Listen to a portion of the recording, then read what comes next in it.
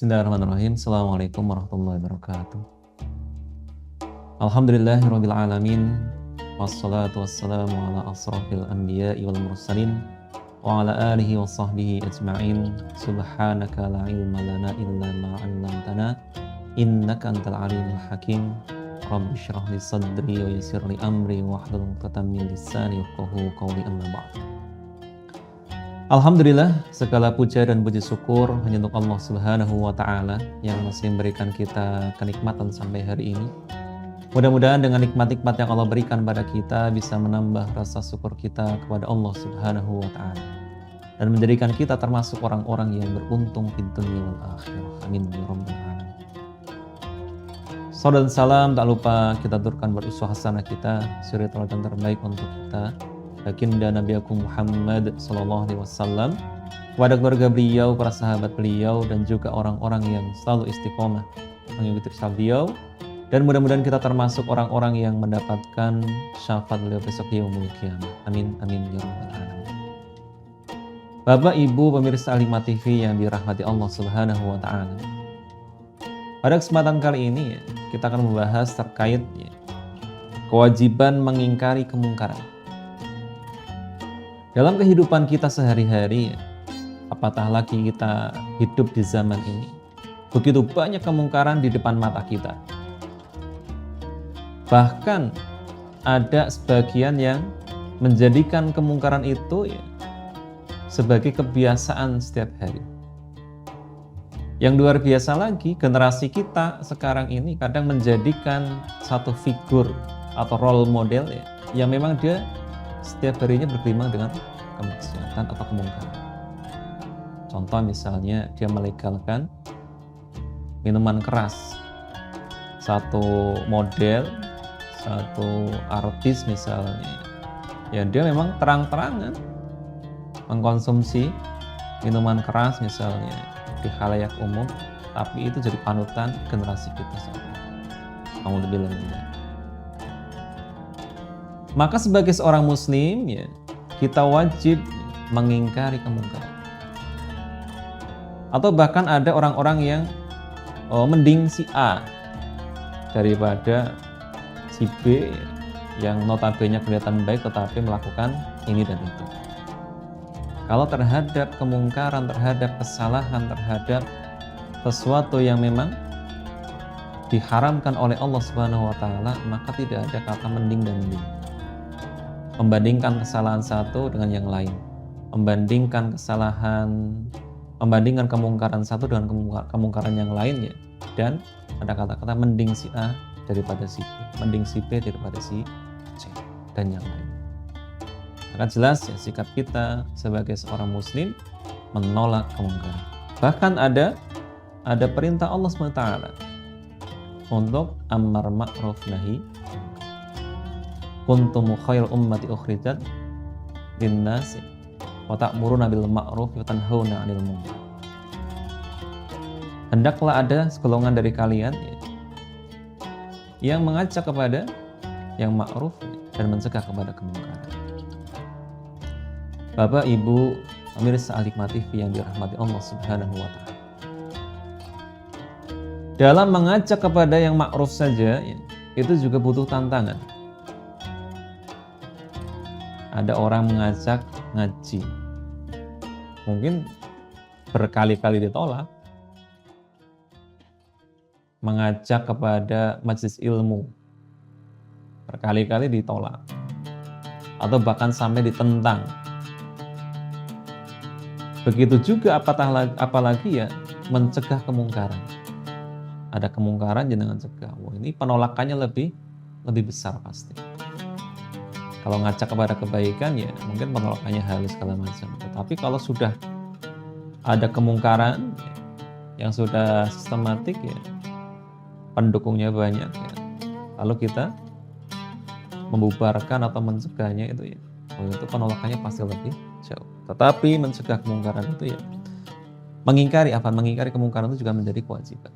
Dalam hadis ini an Abi Sa'id Al-Khudri radhiyallahu anhu qala, dari Abu Sa'id Al-Khudri radhiyallahu anhu ia berkata, Sami'tu Rasulullah sallallahu alaihi wasallam, aku mendengar Rasulullah sallallahu alaihi wasallam bersabda,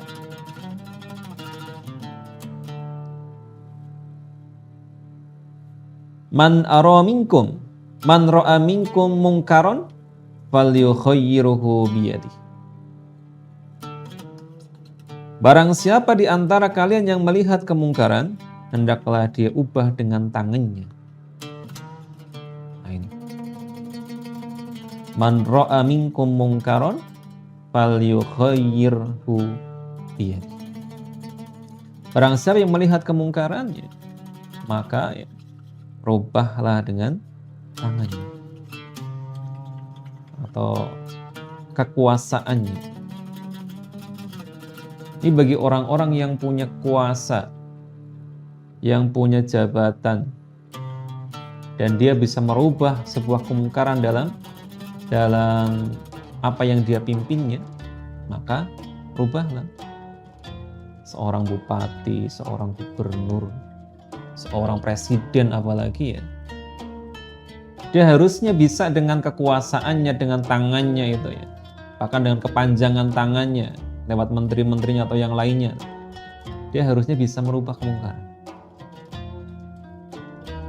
Jangan sebaliknya, malah menjadi presiden menambah kemungkaran, menjadi gubernur menambah kemungkaran, menjadi bupati menambah kemungkaran. Ini luas ya, masyarakat luas. Bahkan di lingkup yang lebih kecil, saat jenengan menjadi ketua RT misalnya, menjadi ketua RW, di lingkup yang kecil saat jenengan punya kuasa, jenengan bisa merubahnya. Sebagai seorang muslim yang baik, maka harus dirubah. Di RT ternyata ada yang misalnya suka main, ada di situ sabung ayam dan yang lainnya, maka dari RT ya usahakan bisa merubahnya. Atau di lingkup yang lebih kecil, kita sebagai kepala keluarga, kita sebagai anggota keluarga, kalau kita melihat anggota keluarga kita yang bisa pas kumpul keluarga ya, kalau ternyata ada kemungkaran di dalamnya, maka kita berkewajiban untuk berubah. Bapak Ibu yang dirahmati Allah Subhanahu wa Ta'ala, maka sebagai muslim yang baik ya, melihat kemungkaran, rubah dengan tangan kita. Tangan itu bisa berupa kekuasaan, bisa berupa kuasa kita. Ini perintah Rasulullah SAW.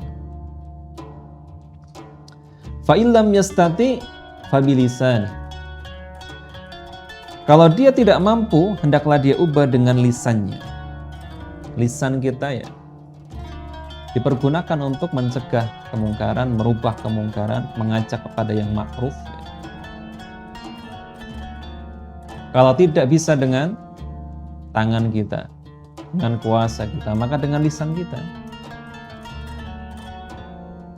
Kalau kita lihat bagaimana para nabi dan rasul terdahulu, Nabi Nuh alaihissalam, beliau berdakwah ratusan tahun. Kita bisa bayangkan setiap hari siang dan malam dia berdakwah kepada kaumnya. Bayangkan apakah kita sudah melakukan itu. Nabi Nuh alaihissalam 900 tahun berdakwah kepada kaumnya siang dan malam. Dilakukan oleh beliau. Bukankah begitu luar biasanya beliau? Kesabaran beliau luar biasa. Bapak Ibu pemirsa Al-Hikmah TV yang dirahmati Allah, Yang kedua, disuruh oleh Rasulullah SAW untuk merubah kemungkaran itu dengan lisan kita. Bahkan di zaman sekarang ya bukan hanya lisan kita itu, tetapi dengan jari jemari kita ini.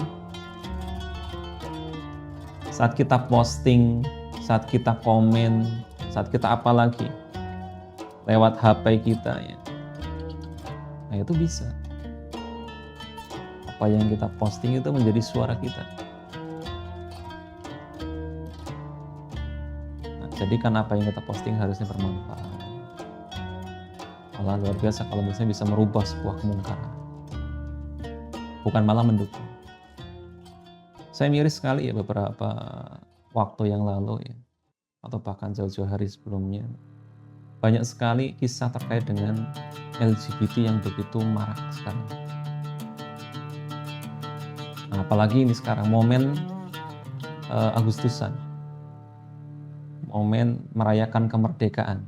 Kadang ada di tempat-tempat yang lain lah ya, dulu di tempatnya juga sama ada voli bencong, ada sepak bola bencong dan yang lainnya. Ini miris Bapak Ibu. Atau game yang laki-laki pakai daster dan yang lainnya. Ini apunten. Ini kemungkaran. Kalau dengan LGBT jangan pernah kasih ruang kepada mereka. Agustusan akhirnya jadi tontonan untuk LGBT itu. Na'udzubillah min dzalik. Jangan punya kuasa sebagai kepala desa misalnya, maka jangan ada di lingkungan desa jenengan ada LGBT yang jenengan kasih ruang, yang kita kasih ruang untuk mereka. Kenapa? Menular Bapak Ibu, menular, mengerikan sekali. Apalagi sekarang marak sekali, banyak sekali. Bahkan ada grup-grup mereka, kumpulan-kumpulan mereka. Fa illam yastati fa biqalbihi wa dzalika ad'aful iman. Rawahu Muslim. Dan jika dengan lisan kita tidak mampu ya, maka ubahlah dengan, dan kalau dia tidak mampu hendaklah dia ingkari dengan hatinya, dan inilah selemah-lemah iman. Dengan tangan, dengan kekuasaan dan yang lainnya, dengan lisan ternyata tidak mampu, mau mencegah kemungkaran, merubah kemungkaran dengan lisan kita tidak berani misalnya. Maka yang terakhir ya, kata Rasulullah, maka hendaklah dia ingkari dengan hatinya. Hatinya tidak setuju, hatinya mengingkari itu. Melihat ada yang mabuk di lingkungan jenengan, misalnya di lingkungan. Jenengan tidak bisa dengan lisan ngomongi mereka, jenengan tidak bisa dengan tangan membubarkan mereka misalnya. Maka hatinya menolak itu, hatinya sakit melihat seperti itu. Dan ini kata salam ya, wa dzalika ad'aful iman. Dan itu ya selemah-lemah iman. Jadi mengingkari dengan hati bagi seorang muslim saat melihat kemungkaran, maka itu selemah-lemah iman.